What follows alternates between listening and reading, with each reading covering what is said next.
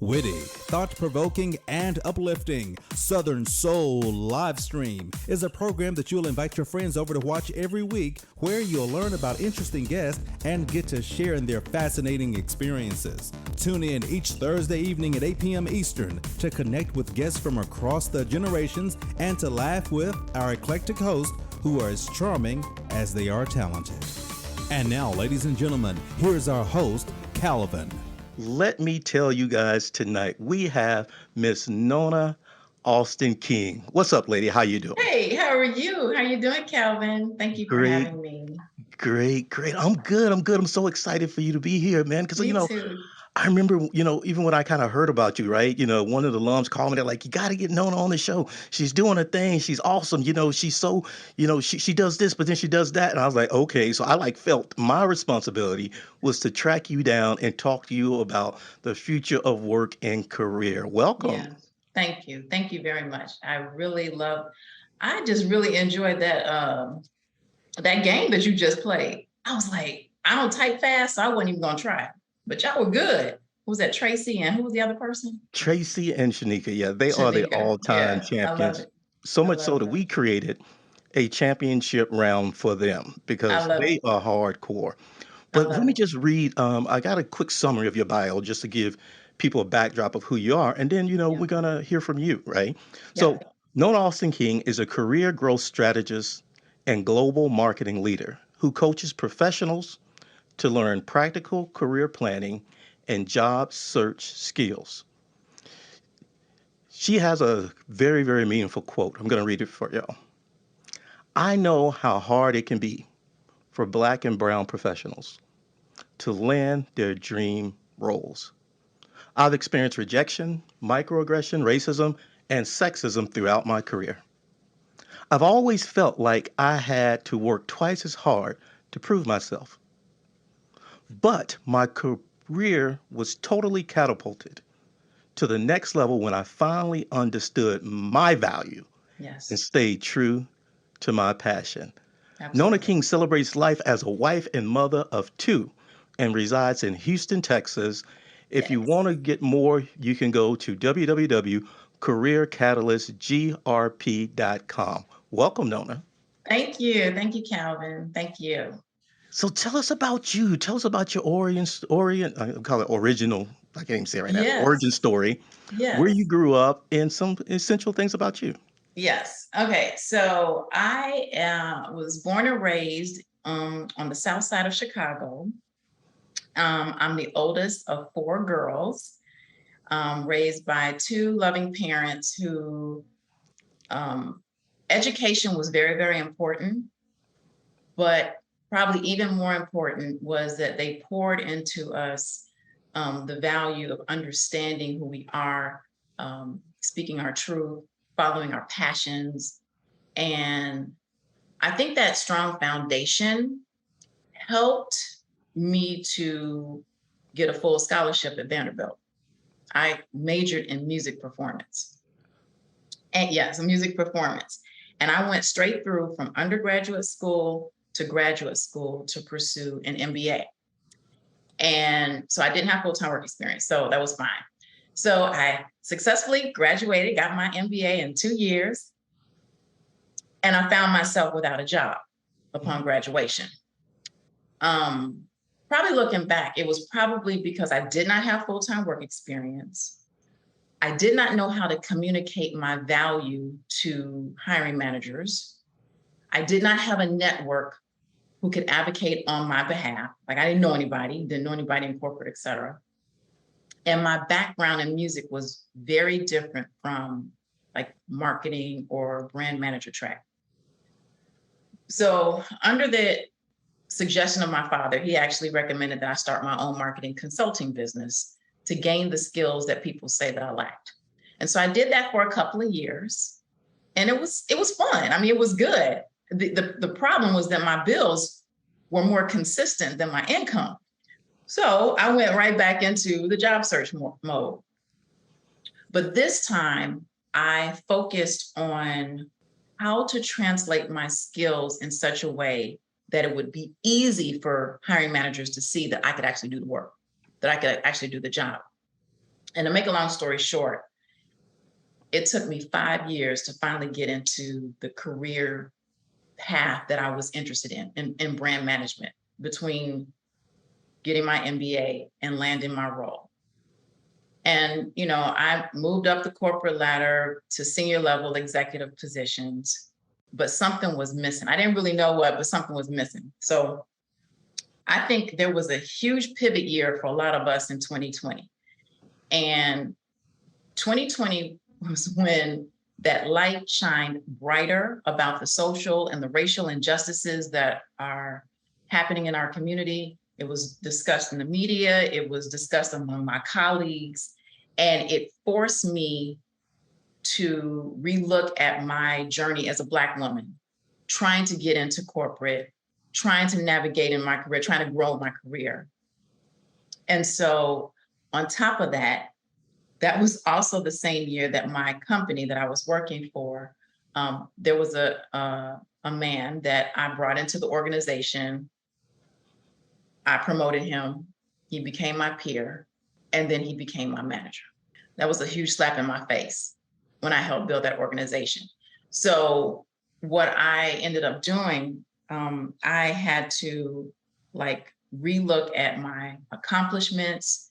I had to remind myself about the strengths that I had, the skills that I had.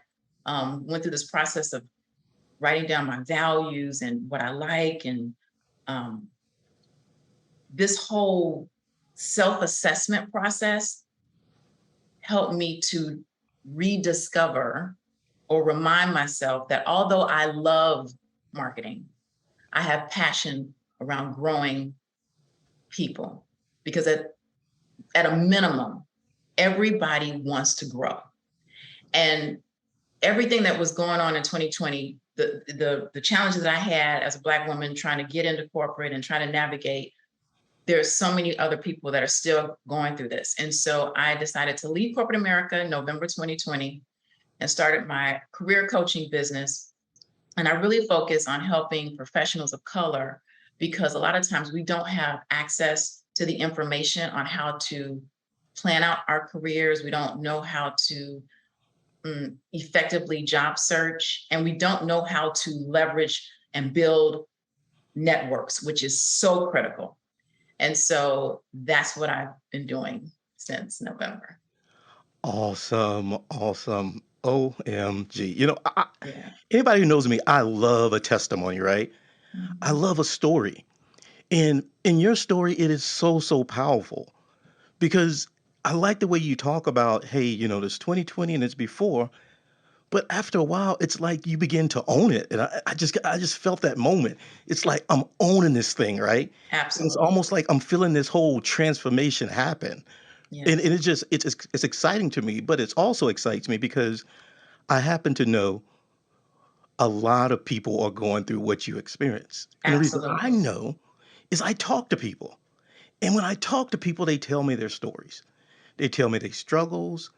And OMG, that moment where that person that you brought into the organization, a Hmm. man, Hmm. is A then white man. promoted Hmm. above you. Yes.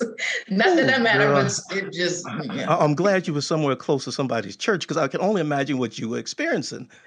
But I'm pretty sure that this learned a lot. Now, tell me about some of the coaching you do, right? Because you coach and you meet with different people. Where do you find people when you run into them? Do you discover that they're struggling? They know they're fighting. What do you discover? So a lot of people come to me, like I want to say 85% of the people that come to me, they are struggling. Mm, They don't know the next step in their career, or they've been applying to roles and they haven't gotten an interview, or they've gotten a lot of interviews and they've not landed the role, and they're questioning their abilities. They know and they recognize that they're underpaid, and they're starting to believe the narrative that people have said to them. And so they're just wanting a change. They don't know what else to do, right? Um, and so what I do, yes, I go through the services to help them, if they don't really know their direction, what's next for them. We go through this whole career mapping and vision process, and help them to improve their online presence by first developing a brand pitch, which is so important because it's your story. It says who you are, what you've done, the value that you add, what makes you tick, why you're best at what you do. And you use that information to start sharing with others during your interviews, a little bit on your resume, a long form you put on your LinkedIn profile, but helping them identify their transferable skills, identify their accomplishments, and package it and communicate it in such a way that people, recruiters and hiring managers are interested in them being in their organization, right? That's the most important. But I will say this, the thing that I was most surprised about, or I have been most surprised about, is going through this process is not just about landing a role. It is helping people to build that self-confidence again, elevating their mindset, and really just rediscovering the excellence that's already inside of them. There's no magic pill. It's already inside of you. So, I get excited because another thing I heard about your story is that when you talk about, hey, I was doing this career in marketing, but then all of a sudden when I started looking at my story, I discovered that I had a passion for growing people. So I have to believe that that passion for growing people is a part of your, pitch and story. But I can imagine before you did that work, you didn't know that, right? It's almost like, marketing was important, but I would love to kind of hear about your story, that whole my career is marketing, but my passion is this. Yeah, you know what? Honestly, I always knew I liked to help people grow. I've Mhm. always, I'll tell you this, I'll tell you this one story. When I was at Coca-Cola, I was an individual contributor, so I did not have any direct reports. And a lot of times I was very active in a one of their ERGs. It was a women's group called Women's Link. And I think I was the co-president of the organization of our chapter. And I would bring in these, different speakers, and I would, speak and present. And, I love to talk to folks. And my manager at the time, she goes, Nona, you just light up when you talk about people. She said, have you ever thought about a career as an HR manager? Oh. And I said, when you've had trouble at your workplace, do you go to HR first or do you go to your manager? I said, we need more people managers that want to help people grow on this side of the business, right? So I always knew that I always wanted to help people. I would always give my little 2 cents, my advice, because I do believe, there was one point in my career, I was working in one company. I'm not going to say the name of the company, but in 3.5 years, I had 7 different managers. And there's a lot of people that don't know how to people manage, to help them, encourage them, and to help them to develop and to help them to get where they are, right? And so I've learned through trial and error, learning from good people as well as people, not so good people. But this is what I've always wanted. That's what I always did. In terms of marketing, I was exposed to it and I enjoyed it. And I had great opportunities and traveled and met some great people and learned a lot. And it was great. But honestly, developing people is not that different from marketing. Like, I'll tell you one. So marketing, at the very basic level, you identify a target audience, you invest money to build that brand, to get people to know who you are, and you fill a service. You add a value to your customer so that they come back, and you build your business. Same thing with career coaching and developing people. Well, you as a person that is looking to land a role, you know who your target audience is. It may be, a certain company or a certain role that you're interested in getting to. They have a problem that they need solving. That problem is written in the form of a job description. Mm-hmm. You need to show the value that you add to the organization, right? And you are better than everyone else based on your requirements, your values, and your passions. And so what I really do is I try to get people to first start with, what are their requirements? What are their values? What are their strengths? What do they like? What are their accomplishments? What is their vision for themselves? And then we look for companies and roles that are worthy to be on their list. I love it. Because we have the choice always. Yes. I love that position because, I mean, you said it, right? A major thing is that you have to rebuild the person to some extent, right? They started believing that narrative, right? Whatever Yes. it is, right?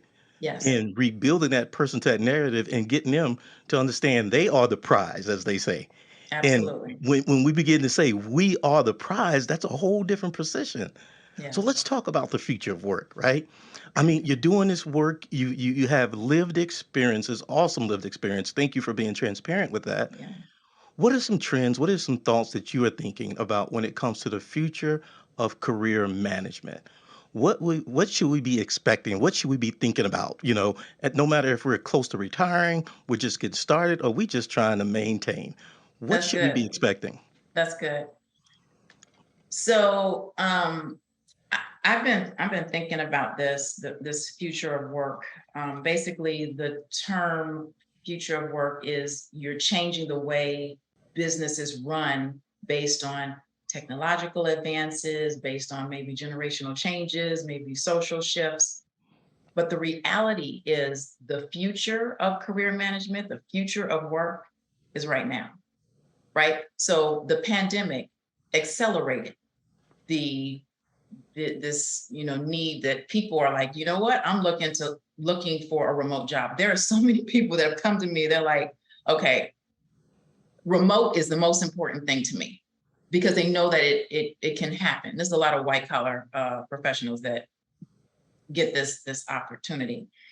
But one piece of the technological advances, where you have this automation and AI, the trend is that jobs that are repetitive, predictable, maybe analyzing data, those are the roles that could turn into automation. But here's the problem with this. There's more Black and brown people in the workforce that would impact. And so when you say what to look for in the future, is we need to find a way to help people with the more of the cognitive skills, the logical reasoning, the creativity, the being able to collaborate. Though a robot's not going to be able to do that. And so reskilling, giving people opportunities. And I believe that a lot of us have the skills needed in the future, but we just need to be able to identify that in a story. How have you, as an example, like, see, these are some of the skills that I've come across. Like, I've looked at hundreds of job descriptions, and yes, they ask for certain technical skills, but across the board, across roles and industries, they're looking for strategic thinking, an analytical mindset. They're looking for someone that works well with others. They're looking for driving business improvements, right? Adding value, being adaptable, being a human, like being able to be open and transparent and communicate. Like, these are, and this logical reasoning is so important. And that's what we need to start, helping people. And so that's what I do in my way, is help identify skills that are sought by hiring managers across the board, and helping people to showcase those skills so that it is transferable, so that they can land the roles that meet their requirements. Awesome, awesome. I love what you're saying. It's true. It's a little scary, but at the same time, it's doable, right? I mean, you Absolutely. know, if you, what I hear what you're saying is that if it's repetitive and a computer can do it, once again, let's screw it on a bolt. That's something that they're going to most likely, replace humans with computers for. But if it's something that requires some sort of thinking, Yes. problem solving, Yes. conversation, like you say, being human, conversation with a human being to say, okay, what's really going on? Yes. Then that's where, and it's almost like it's people skills, but like you said, the future is now because I've literally been hearing these things for probably about 2 decades. Yes. But like you said, the pandemic, it kind of accelerated these things, right? Where it's Mhm. like, hey, it's happening. Then all of a sudden now. So Yes. that's really cool. So thank you for sharing that. And we're going to talk a little bit more about that with Alex later Yes. because she has a different role as an Yes. HR exec, and I'm definitely Yes. curious at her perspective of the same question. Now, as a career coach, I got some questions. And these are questions that came from the audience and participants. Because whenever I get ready for Okay. the show, I kind of talk Okay. to people. I'm like, hey, what do y'all want to hear? And Love it. y'all, Calvin didn't create these questions. They came from y'all. Yeah, I did say y'all. I'm from Texas. So we It's call all that good. swagger where I'm from. So what are some differences that you're seeing as a coach when it comes to coaching the different generations? And this is based on the premise of 4 generations in the workplace. Do you see any challenges with younger, mid, career individuals or, people who are rounding up their career? What are some of the challenges you see as a coach when it comes to engaging different generations? Let's say 4 generations in the workplace. So let me first talk to you about from a coaching standpoint. So I coach people from college all the way to 20 plus years of experience. And I assumed that younger professionals are having less confidence because they don't have as much experience. But that's not the case. They are eager, they are interested in um, the sky's the limit for them. And so they are open to um, finding opportunities that allow them to, leverage their skills and build on their skills. I've noticed that there's nothing different from having 0 years of experience all the way to 20 plus, because all of the generations, the people that I work with, they're having a challenge, whatever challenge it might be. They're applying and they're not getting the role. They're interviewing, not getting the job. They're being passed over for promotions. They've been told a story that they are not good enough and they're starting to believe it, and their imposter syndrome. This goes across generations. So from a coaching standpoint, everybody is pretty much the same. Younger professionals, it takes them a little longer to develop their brand pitch, but that is pretty much it. And Awesome. just with some support, that's it. But if you're asking, and I'd be very curious to see what Alex says about this, but from my experience, the last company where I worked, all of my direct reports represented all of the generations in the workplace. And I had 2 baby boomers reporting to me. I'm a Gen X. They had no problem reporting to me. It was a great relationship because I focused on what are your goals? What are your strengths? How do we leverage them? How do we close gaps? How do I support you to grow? I find that the generational challenges that happen is because there's lack of communication to anyone. And for the older people in the workforce, if they are resistant to change or they don't want these young people in, is because they are starting from a space of where they're not happy where they are, and it took them a very long time to get where they are. And how are you going to come in here and make these changes? However, if you've been intentional about growing your career and you positioned yourself and you've leveraged your network and you see the value that you add and you know what's next for you and you know what you need to do to get to the next step, somebody else younger than you, less experienced, is not going to bother you. So it really depends on a combination of organization and how they communicate, how they motivate people, how they help grow their people. So that's my perspective. Thanks for sharing that. I actually love your response, because it's definitely something that I believe in personally, like this personal development. Yes. And I love what you said. You're like, hey, these issues wouldn't be there if people knew what was next, right? Yes. But without communication, people don't know what's next. So it's natural for them to have a perspective of scarcity. Yes. It's natural for them to be a little, apprehensive. Yes. So I like your response with Thank you. development of your people and growing your people, right? Yes. Then these problems are less likely to exist. Yes.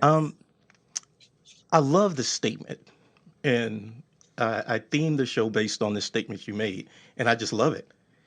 Going from being undervalued Hmm. to over demanded. OMG. I love it. I love it. I love it. Right. Because that's that whole, reframing this is whole reclaiming, getting rid of those narratives, right? Yes. What are your thoughts based on experience in coaching? How does one go from being undervalued to over demanded? That's a very good question. You know what? It starts with you. It starts with your mindset. I told you my story. I've had other challenging stories. I don't know how much time I'm almost out of time, I think. Yeah. But so No, I'm you gonna got be you got time. I got okay, because I'll be really, really quick. So you. Mhm. I there's a 4-step process to starting from being undervalued to being over demanded, in demand, deciding where you want to go. Mhm. First, what I said when I shared my story with you, I said that I went through this process, a self-assessment, writing down my strengths. I wrote down like 100 strengths and skills that I had. It was hard, but I did it. I wrote down my accomplishments. I identified what my values are. I looked at what's important to me. What do I want to do? When I started writing that list, I immediately started building my own confidence in myself again. In fact, I started rediscovering parts of myself that I had almost forgotten. A lot of times, and I encourage you guys to do that once a year at least, because we are always following someone. Okay, we got a performance objective. How am I meeting those objectives? And we go along life like that. But if you take a step back, you got a lot of accomplishments. So the first thing is self-assessment. S for self-assessment. Then, if you identify where you want to go. So for me, I wanted to pivot from marketing to career coaching. So what I did was I went to workshops. I got my training. I did some pro bono work to test out my process to make sure that it was good and was getting results. That's education. You can go to school for that. You can, how do you close that gap? E for education, SE, okay? R. R is for relationships. Please do not snooze on the power of networking, because when you are able to build that network and you're able to leverage your network and you're able to figure out how to service back your network, that's when they're going to start advocating on your behalf. And that network has helped me build my business, right? Beyond just working for somebody. Okay. And so that was R. And P is persistence. So once you identified what you want to do, you've self-assessed, you've closed your gaps, leverage your network, you're building your network, you're servicing your network. Don't give up. That's how you do it. That's how you do it. Awesome. SERP. I Sir. love it. Sir, I love it, love it. So we got one last question for you, and we're gonna transition right to Alex. But based on your perspective, I'm gonna ask Alex this question too. With all that's going on, and there's been so much going on in the workplace, do you consider to be a buyer's market, right? Where it's employee, benefit, employees can just say and do whatever they want, or an employer entrepreneurs market, right? Who are setting the rules of engagement based on today? What are your thoughts about that? Calvin, to be honest with you, I don't pay attention to that. And I don't Mhm. encourage anyone else to. When I was single, living in Chicago, hanging out, people would always say, oh, there's so many women. There's more women than men. There's some more, women than men. I'd go up into the club, all I saw were men, because all I was focusing on was where were the men, and that's all I saw. So what you look for, you find. So that's why I say it's so important to understand what your requirements are first. And then you start looking for what is worthy to be on my list, and you will find it. Sorry, I didn't Awesome. answer your question. No, no, no, no. Hey, all answer is an answer, and I dig it, right? So, I love what you're saying, and now I can see why, classmate was telling me you got to talk to Nona. You have the passion, you have your purpose, you have all of these things aligned, and I can tell you love what you do. God is Tell good. people how they can connect with you. I think you are offering a 20-minute consultation, right? Tamika's going to Yes, drop that in the yes, chat. Tell people how they can yes, connect with you and what they should expect. yes. So, yes, any one of you can sign up for a free 20-minute consultation on my website, careercatalyst.com. So it's CAREER, Career Catalyst, CATALYST, and then GRP.com. And you go on that website, you can go all the way at the bottom and you can request a one-on-one consultation with me. And I think I was offering something else. Yeah, Tamika, what else was she offering? I was I, offering I, something else to you guys. I sent her the email. She's going to look at it and she's But going to drop it in the chat. So yes, stay tuned to the chat. I know it's in that email that you sent over to me. yes. But I just totally forgot. yeah, me too. I remember the But 20 minutes, but I we really both. hope you guys reach out to me because I really want to help. I really want to help you go from where you are to your next. Awesome, awesome. Thank you, Nona. And if you have Thank you. time, feel free to kind of hang out I and will. listen to what Miss Alex is going to talk about because what I would love to do is bring you back and both of you all, begin to do some Q&A. And for the audience, we have different run of shows, but in this run of show, it's a great time now to start putting your questions in the chat. You can put your questions in the chat now. Nona's going to be watching, and I'm pretty sure she's going to be ready to connect with you guys. Free 20 minutes, it don't get no better than that. As you can say, Sister Girl is ready and to talk about your life, your career. And it don't matter what you tell her, what you didn't experience. You can tell she has experienced it also. Miss Alec Smith. What's up, lady? How are you doing? Hello. Yes, I can hear you. How you Yes, doing? excellent. Good evening. It's Oh, wonderful to be here. Good evening. oh, OMG. What did you think about Miss Nona? I mean, sister got a story, right? Yes, thank you, Miss Nona. Loved her story, loved the tidbits, especially the focus around networking and understanding your strengths. I definitely believe that as well. So wonderful, good nuggets there in your conversation with her. Awesome. Well, I'm really looking forward to, when I bring together various, speakers, there's always a networking opportunity, right? I find these themes. So I definitely want you and Nona to connect because some of the work you're doing and the things like that, I know there's going to be some synergies, but I want to kind of read a snippet of your bio. And then I would love to hear from you of so what's going on down in Memphis because it seems like you having a good time in your career. I've seen you in magazines and all over the place. I mean, you're doing your thing, and I'm excited about that. But let me read a few things. Alex Smith currently serves as the Chief Human Resources Officer for the City of Memphis. She is a visionary and architect behind the city's talent management, training, employee relations, compensation, benefits, and diversity initiatives.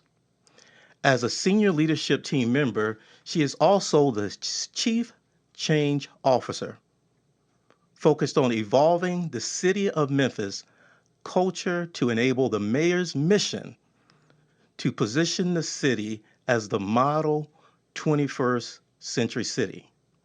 Alex has been quoted saying, I help leaders make cultural changes that may seem impossible a reality.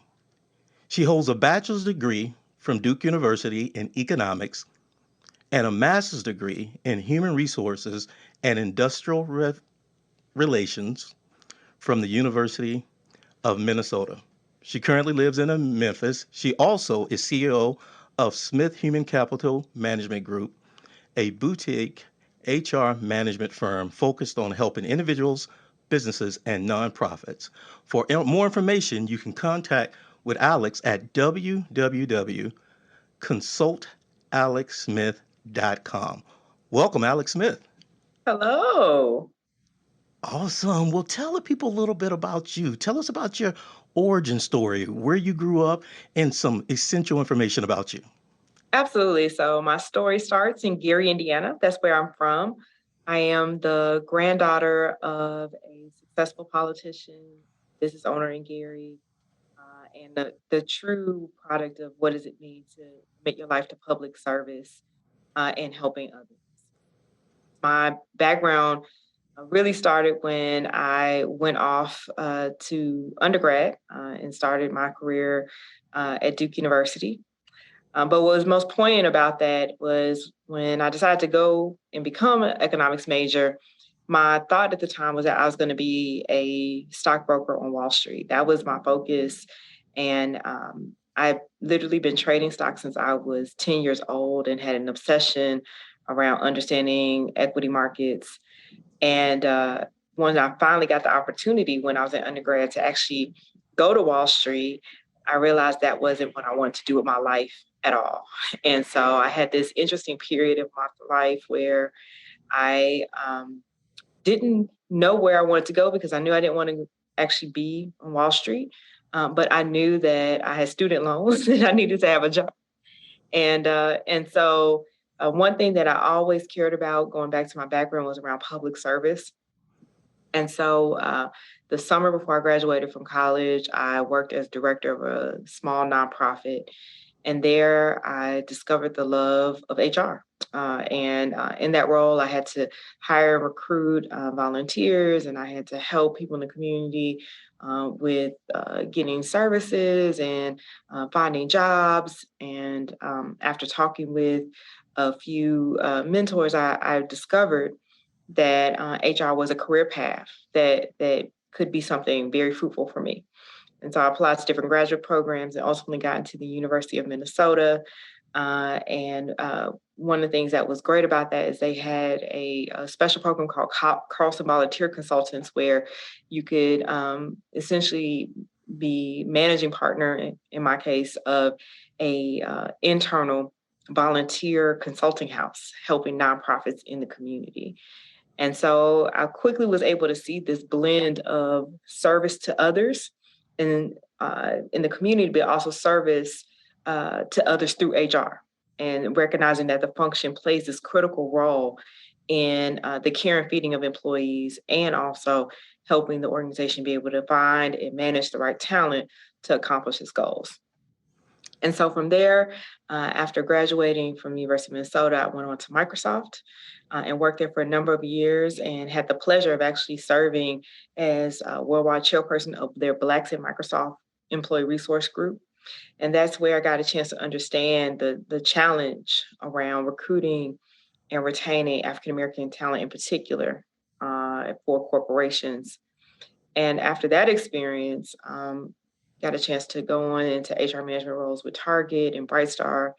And now I am head of HR for the City of Memphis, leading an HR division that has a budget around $120 million, have a team of over 100, and we serve over 8,000 employees. And of course, Memphis being the city that it is, there's just been a bedrock of really fantastic work to do here in the city and helping our citizens with the number of challenges that they have.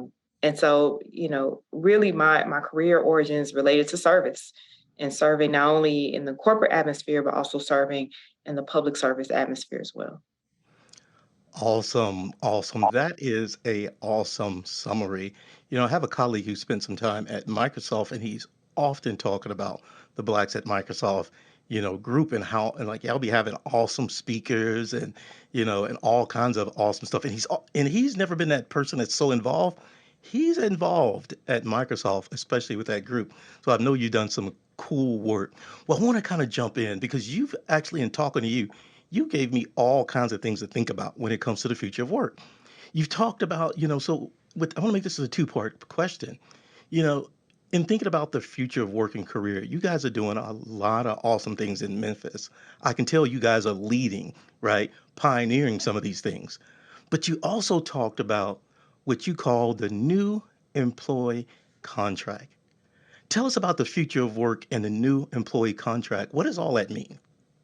Absolutely. So I think that, when many of us were growing up, or even when we talked to our parents, they gave us this whole adage about, okay, well, you're going to go to college, get a job, and, work for a company for 25 years, retire. And there was this whole sense of having this long-term employment relationship with an organization of some sort. And, you do your time and you're able to retire and move on with your life. But nowadays, it is very different. I think the pandemic even accelerated this. There was already a notion of what they call the gig economy before then. But now I think it's even more true where, people see career opportunities purely for what they are, opportunities for their personal growth and development. Companies are starting to see it that way as well, where it's not expected that you go and you stay at a company for 25 plus years. It's expected that you go and you serve a purpose, serve a role, and you may have a certain stint, and that could be, 2 years, or it could, be 10 years. But the notion that you stay there forever is starting to really change. And so that means that the way you have to think about your career is different, that your career ends up being a number of different opportunities. And it ends up being something that you really own and is of your design versus I think in the past, people really expected the company to take care of them, the company to chart out their career path. I think there's now this notion that you as an individual are an independent agent and you can determine what your career path looks like and chart that out, and you can design it the way that you want. So whether that you want to spend, some time in public sector, some time in private sector, some time in certain cities, international, you can really design your career and your experiences the way you want. And so I think that's the new contract. That's the future of work now. This idea that people can move and be very transient, that they can work from home or work in hybrid environments, that they can be in an independent contracting space, or they can also be a full-time employee. But they have flexibility to decide how they want to work and when they want to work.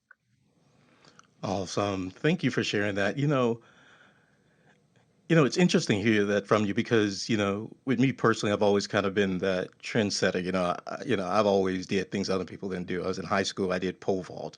And before then I was in orchestra. I played the, bass. Whatever everybody else was doing, I was doing the opposite, right? It was in my DNA. But it's interesting now to see, like you said, the pandemic accelerates this thing where now everybody is expected to, as you say, own your destiny and your journey. And it's so cool because it really connects to what Nona was telling us, right? We got to own these things, right? And we got to have to really figure about it. So thanks for sharing that. Another thing you said that really made me think is you said, and I like this statement. You said when it comes to this new employee contract, this new relationship with employees, it's kind of like a marriage, right? Do you recall that statement? What did you mean by that? I do. So what I was referring to is that there's now a courting process that's happening between individuals and the employer. And what I mean by that is that, the interview process is an opportunity for both the employee and the employer to get to know each other. No different than really dating, where it's not necessarily a commitment, but it is a process where you're getting to know each other and decide whether or not it's a good fit. And then once, the employer says, yeah, I think this is a good fit for the job that I have, and they make an offer, then as a potential employee, you make a decision of, do I want to commit? And then if you make that decision that you want to commit, now you're in a committed relationship. And so you have to manage it. And so similar to a marriage, there is this idea of a two-way communication. There's an idea around working through issues. There's a responsibility really for both parties to help manage the relationship. It doesn't just flourish on its own.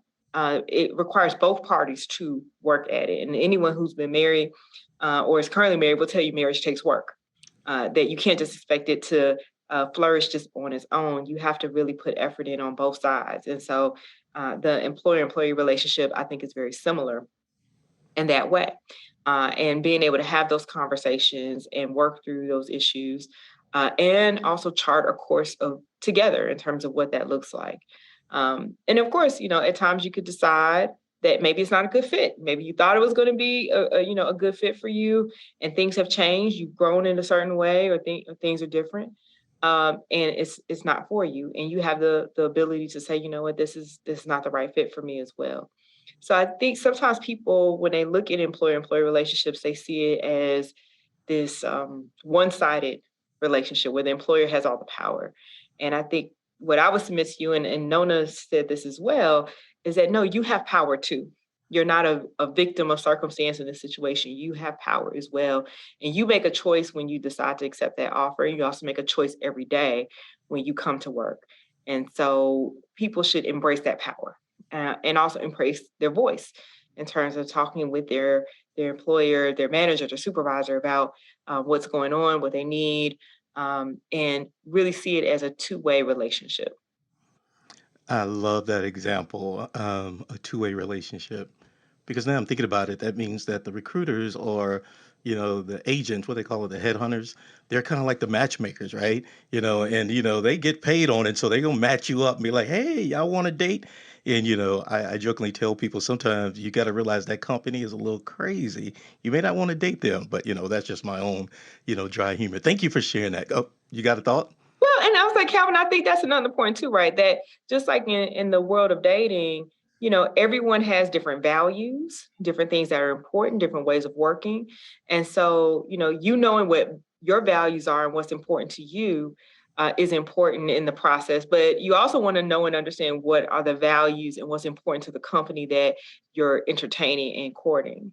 And so, if you get to a place where you realize that the values don't match up, that's a red flag, and you should be concerned about that. If you care a lot about volunteerism and serving the community, and you get in the interview process and they tell you they don't care about volunteering or serving in the community, that's a big red flag if that's something that's really important to you. And so I think being honest with yourself about what are the experiences you want to have, what's the important values that you want to live by, and what you want to work towards, and making sure you're matching yourself up with an organization that feels the same way. I think that's really important. Awesome. I can see a book on this topic. I'm thinking there's a book in the making, right, of you writing this relationship dating model for corporations and the future work. I'm just going to claim it. Let's talk about this.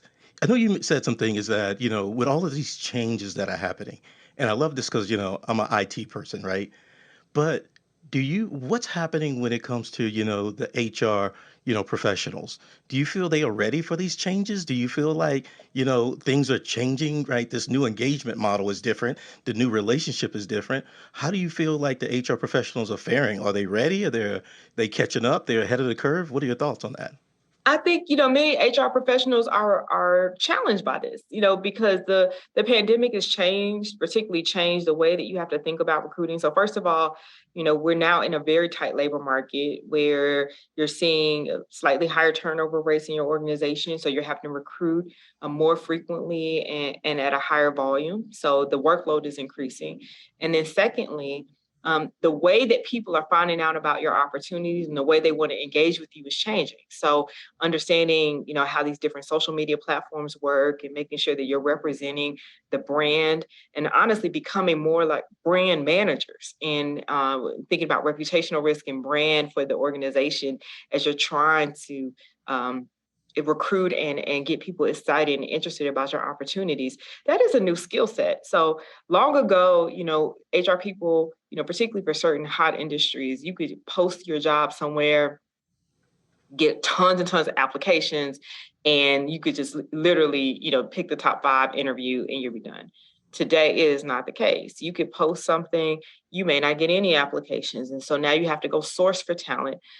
You could, post something and you don't necessarily get the candidates you're looking for. So now you find that you're having to promote and advertise your role in a different type of way using Instagram and TikTok, et cetera, things that you may not have ever had to use before. So there is an interesting challenge now of people getting very creative and thinking differently, building their marketing skill set when before they didn't necessarily have to do that. So it is a unique time to be in HR. Oh, thank you for sharing that. Thank you. So, this question I asked Nona about four generations in a workplace. And I know you could speak on this lightly at a distance, but I wanted to give you a chance.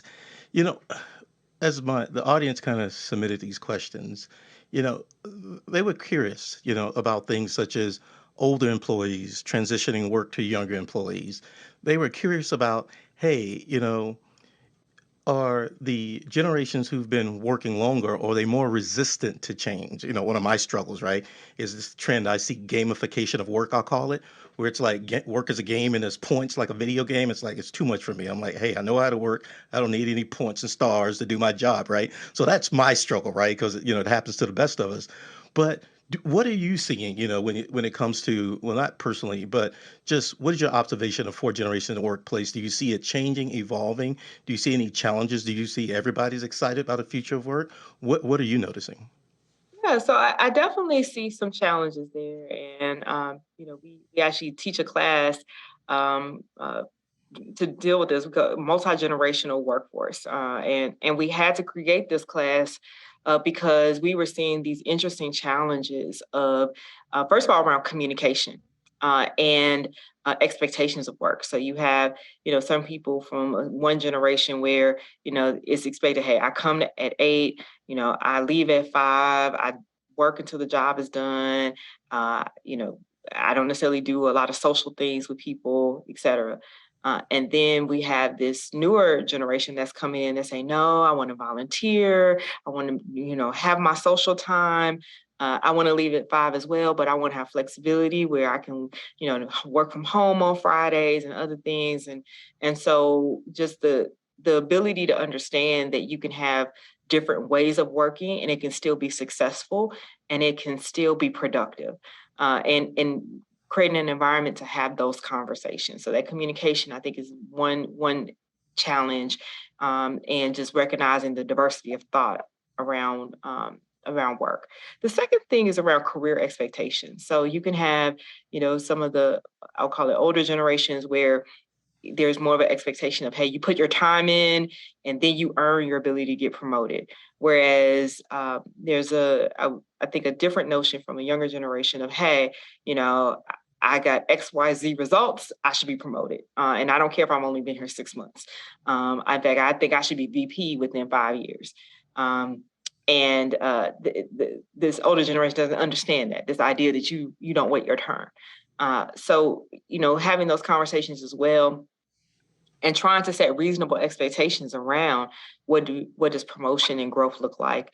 And also it's forcing, I think I can tell you from an HR standpoint, us thinking even more creatively about things like job shadowing, stretch assignments, mentorships, cross team projects, cross-functional things, to be able to accommodate that as well, while also recognizing that there is a need for there to always be a clear process for promotion. So, there are definitely some unique challenges, but nothing that we can't work through and overcome with more communication, more training, more support, and also just being innovative. But the first step, of course, is recognizing that these challenges do exist. Awesome. I love that. I don't envy you because that sounds like a whole lot. When you said the different communication styles, that was a more than enough for me. But I like the fact that you guys got ahead of it and you started teaching a class on it. I also like the fact that you've embraced the creativity, right? You said, oh, we need to think about this thing very differently. I've kind of heard before that the newer generations had different expectations, but I didn't know what it was, but you kind of describe it as, one is more earned, I served my time, and the other one is more results oriented, right? I did the results. And those are two strong arguments, right? And which one is right? I typically tell people what do you do when it's a yes and yes or a right and right situation. So kudos to you guys for figuring that out. Now, I love this question. I got two questions for you. And before the audience, this is a good time for you to be getting ready for your thoughts. And the questions you have for Nona, you can put it in the chat. And then the questions you also have for Alex, put it in the chat. And we're going to bring Katie back and we're going to have some discussion. But Nona coined this phrase and I really loved it. And she kind of talked about going from being undervalued to over demanded. And from where your perspective and where you sit, I'm pretty sure you kind of see these nuances, right? You see the people who unfortunately had this situation, and you see the other people who are just knocking it out of the park. What are your thoughts and recommendations or advice, for the audience if they're in that place and they feel like they're undervalued and they really want to figure out how to get to that place of being over demanded? What are your thoughts on that? Well, I think the first thing, honestly, is understanding what the other party values. So there's one component which I agree with Nona. So understanding your strengths and understanding what you bring to the table. But I think a very important point is also understanding the business that you're in and understanding what the business needs and what they value. And it's no different than in marriage. It's one thing for you to know your strengths. It's another thing for you to understand what your partner needs as well. And one thing that can be very frustrating in a relationship is if your partner really needs a food and what you're providing is a gift card. That's a mismatch. You want to make sure you understand what your partner really needs, and in this case, what the business really needs. If your business is struggling to drive for revenue, then being creative about how to help them drive for revenue is where you want to be, not, coming up with different regulatory things that's going to not help them with driving revenue. So I think understanding what the key things are that people need and then playing to that in whatever way that you can that makes sense based on your function. Understanding the business is critical. And I think that's where a lot of people miss out, is that they focus so much on themselves that they forget that there's this other party that really needs help. And they have goals and they have strategies that they're trying to realize and make happen. And if you don't recognize that and you don't understand that, you can't really bring value to them the way that they really need it. And so the players that really end up in that situation being over demanded are the ones who are able to quickly assess what somebody else needs and they meet that need. Awesome response. You remind me of, many years ago, I'm working at IBM, big corporate, and I enjoyed this experience, but I love it because it kind of parallels the story that you tell. And they had this thing where if you got a certain rating, let's say a C minus, right? And you get two C minuses, not good because you're gonna get fired. But you get a C minus and you want to, what do they call it, debate it or, go and Appeal it. challenge it, appeal it, right? So you go to this almost like a court, environment, and you bring in, your documentation of why you deserve a B plus or whatever, and your manager comes in. And I remember going to this, and some kind of way I got on this committee multiple times, but one time it was a little different. The manager came in with these big stack of manila folder, and she had every piece of documentation that this person was doing. The employee who was challenging it, she had all of her witnesses, and they all came and said, "Hey, she's doing a great job. She's a great employee. She works hard. She works hard. She works hard. She's awesome. She's awesome." But the manager's over here with her stack of papers, and the manager says, "Hey, I don't have any beef with this particular person." I'm paraphrasing. She says, "But what this paperwork shows is that this is the work I needed her to do. Those people over there who giving her kudos, she was doing other stuff, right?" And it hit me multiple times if I was in this situation. The employee was focused on what they thought was important. And the manager in the company had another list of things that they considered important. So it's not that it wasn't hard work doing, because there was a lot of hard work happening. The difference is the hard work that was expected was over here. The hard work that was being done was over here. So I love your example. Is like in that relationship, you got to understand what's expected or needed, because you can be real busy over there, but they really need you over here. Alex, tell me about your consulting services and some of the services you offer. I know you do speaking engagements, you do magazine spotlights and stuff like this. Tell us about what you do. How can people find you? How can people connect with you? And what are some of the services you offer? So first of all, I'm committed to service, and I really just love helping people, and I have a heart for particularly helping small businesses and nonprofits. So I built a consulting business, helping those who really can't afford to have really big HR organizations because they're small, but still need HR support. So I have a small consulting business to do that, and you can go to consultalexsmith.com to learn more about that. I also love sharing my knowledge and insights to help those in growing their careers and thinking through career planning. So I offer speaking engagements and just talks for people around career development, as well as particularly for HR teams and talking through change management, culture change, and HR transformation. And I help with that as well. Awesome, awesome. You guys heard it here first. You can go at Consult Alex. What is it? I'll make sure I get it. So alexsmith.com. ConsultAlexSmith.com. Let's see here. We're going to bring Katie back. We're going to bring Miss Nona back. OMG. Katie, what do you think? What do you think about the speakers tonight? I don't know. I feel like I'm ready. I feel like I am ready to work for the next 20, 30 years. Y'all ain't told me nothing. I'm going to be digital. I'm going to do all the stuff to gamify my work, because do not be giving me no credits and points and stars, because I can't do that part. And I don't like Slack. I'm putting that out there too, Alex. Do not be having them people do Slack. Well, I'm sorry. I'm on a tangent. What are you even talking Katie, about? I got issues, right? Let me ask I'm you that this person, by the way. question. Y'all already know. Like, he the opinionated one. Katie, what you got for us? Let me ask these ladies some questions and let you take a deep breath, okay? Let me start first with Miss King. First of all, thank you to both of you for being with us tonight. I'm just absolutely amazing. And you can see in the chat that Thank people have just been thrilled with what it is that you've shared with us tonight. So thank you to both of you. The first question I'll direct to Miss Nona, and that Yes. is, what is the best way to craft your brand pitch? That's coming from Betty Q. Yes. So I'll say it's slower than what I said earlier.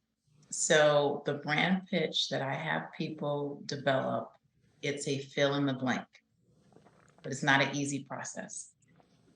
So in the pitch, you write down who you are, what you do, the accomplishment, like you identify your unique strengths, you identify an accomplishment that validates those strengths that you've identified. You identify a problem, either in the industry or a company that you're interested in working for, or the type of company. I won't say specific company, because everyone has a problem that they need solving. So you identify the problem, and then how are you qualified to fix that problem? And then you determine and say why you're the best at what you do. So Perfect. if you contact me and have this consultation, I can talk to you further about that. That's a good use of anybody's 20 minutes, isn't it? I love it. I love it. It really is. Here's another question for either of you ladies or both of you. If you could, this is really, we're going existential here, okay? Okay. If you could change one decision you've made in your life, what would it be? Uh-oh. Yeah. I'll let Alexandria say. I have an answer, but I'll go ahead. She didn't just lob it to you, she spiked it at you, okay, Alex? So first of all, I have no regrets in my life. Every choice and decision I've made has led to where I am today. And I am a successful mother with 2 beautiful babies. And I thank God for all of that. The one thing I would say is that there are times when I wish I had either 4 hands or an extra person, because I'm, being a working mom, especially during the pandemic, I wish I could spend a little bit more time with my babies. And instead of writing that PowerPoint or that policy, I wish I could sit and watch Bluey and bake cookies. And so I think sometimes as a mom, you have that duality of having to be mom and be executive and trying to handle both. And some days you feel like you're not doing either one of them very well. And so there are times where I wish I had just a little bit more help. But you know what, we make it work. I think particularly as working moms, we do what we have to do. So. Absolutely. Thank you. Here. What about you, Nona? Yes. So when I moved to Houston, I was in my mid-30s from Chicago. And that was the first time that I experienced sexism and racism and microaggression, right? I'm going to tell you a specific example. And it's going to I'm going to help explain what I regret. So I had just come back from maternity leave with having my first child. And I don't know other mothers, like going back to work, you talk about major imposter syndrome where I didn't know if I could be a mother and work at the same time. I didn't know how people could do it. Well, anyway, the first day I got back to work, my manager said, you know what, being a mother is like wonderful. He said, but I racked up hundreds of thousands of airline miles and I'm not doing it again. So you might consider moving from your current role to an innovation role where you don't have to travel. And the man posted my current role on a job board, an online job board. What I regret is that I didn't go to HR, that I didn't tell anybody, that I was so focused on keeping my job and I questioned my abilities. And so, yes, the times that I've regretted things is that I did not use my voice and I didn't know my value. Mm-hmm. That's powerful. That is really powerful. Thank you for sharing that. I've got a question for Alex. How important is employee recognition, and especially with your employees in the city of Memphis?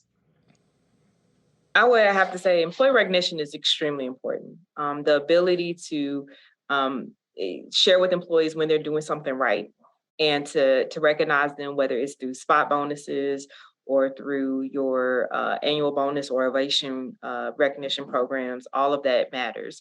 At the end of the day, people want to know that you are paying attention to them, that you care about them, and that what they do matters. And so that conversation with managers and supervisors with their employees is very important. And at the City of Memphis, we've made a ton of investments around that. So we have a spot bonus program. We have an annual program called Ovation Awards. We have a performance review process. And we always seek to leverage our executives to acknowledge employees when they're doing great things for the citizens of Memphis or for each other. But it is a continuous thing. You can't just do it periodically. You have to do it constantly and taking the opportunity to recognize others. So it really is a cultural thing, but it's so important in building the right type of culture. Sure. And you mentioned a spot bonus. Can you tell us what that is?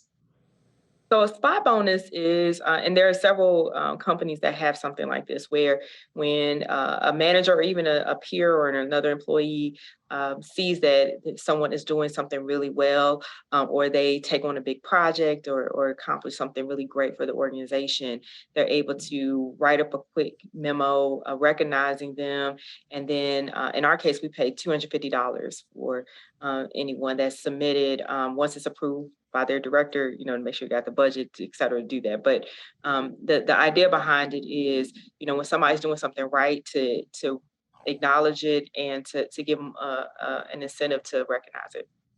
See, and I hear you. You're saying $250, so it doesn't have to break the organization, but just the acknowledgement itself is helpful and powerful. Absolutely. Thank you so much. How can you blend the different generations and cultures? What are some best practices that you see around that? So for blending generations, and I would say the same thing around having diverse teams as well.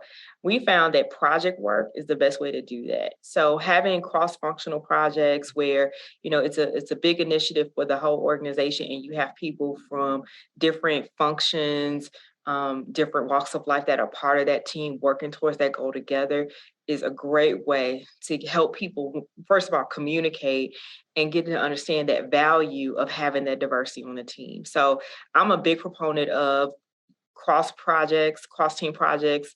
I also am a big proponent of stretch assignments, where one of the things that I'll do often in my division is I'll take somebody that's a strong performer and put them over in another area for 6 months and let them try something different, and have them bring that insight and skill set, and vantage point to a different team. And I found that those people who are willing to step out of their comfort zone and go try something different, or even be able to take a stretch assignment for a few hours a week, they grow so much and tremendously, and the team benefits so much from hearing that other perspective. So that's another great way to expand your culture as well. Okay. Awesome. I think one more question for Nona and wrap us up. Go ahead and answer that question. I want to just give these ladies they thank you, they flowers. Go ahead. Katie, Certainly, one more certainly. question for Um, Nona. I got to say that Alex gave me hives when she said a group projects, because I still had trauma from like high school doing group projects with Slack people. I was like, really, we got to do group projects, Alex? But let me tell you, I actually love group projects.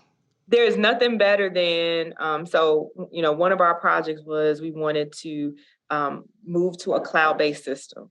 And when we had everybody across our organization working on that project and we finally launched, the celebration that we were able to have to say, hey, we all work together to make this happen across multiple teams, there is nothing better than that. And honestly, the pandemic showed that as well. We had people from all walks of life. Our HR team took on contact tracing. We had people in vaccination centers and all kinds of things. And when we were able to say, no, our vaccination rate was able to go up to 60% and beyond, that was a big deal. So, there's a lot of shared wins that can happen when you do that. I know we all have these painful memories from high school and maybe college, but there is some benefit from a team feeling like they're winning together, and especially when it's across the organization. Amen. Amen. Can Don't I worry add about one? Katie. Can I Go add ahead. one more thing to Absolutely. that, just Go to ahead. piggyback on what she just said? The importance of being able to collaborate. Yes. We're global. We're global. We have to Collaboration. collaborate. So we got to get used to working on projects together, because it's only going to help us in the end. I love collaboration. Any last questions for Nona? Yeah, I got one last one. Mhm. Thinking about retirees returning to the job market, any advice that you give to retirees at all? I think, again, just thinking about like career vision planning, like what do you think you want to do next, and identifying what, after you've identified what your strengths are, identifying what the requirements that they're looking for, and determining what companies, fit your requirements, what you want to do next. You can do it. And a lot of companies would be happy to hire you because you've got great experience. I love it. I love it. I love it. Thank Katie, you. OMG, what do you think about? I'm telling you, AKA showed up tonight. I'm telling you, I'm about to go buy me some pearls. I'm telling you, I'm going to show and prove, because y'all know I'm jealous. I feel like I'm missing out. I need me some pearls or something, because there's something about pearls. I think it just does something to your excellence. I just want to say thank you to Miss Nona Austin King for bringing it tonight, straight out of Texas, and Alex Smith, thank you. Thank you for being you, for really blessing us and helping us understand. I've rarely seen someone in your role that is as transparent as you. And Yes. I love what you say about the relationship, the two-way communication. And I can tell that the city of Memphis is blessed to have you, because you're not having these people out there wonder and guess what's happening. You letting people know you got training. Y'all Memphis in the cloud, y'all. I heard it tonight. They in the cloud. So y'all doing your thing. So just thank you for being here tonight. Thank you for joining us at Southern Soul Livestream Talk Show. Join us weekly at soullivestream.com. If you're joining us live, we'll take a quick music break and then come back for discussion with the audience.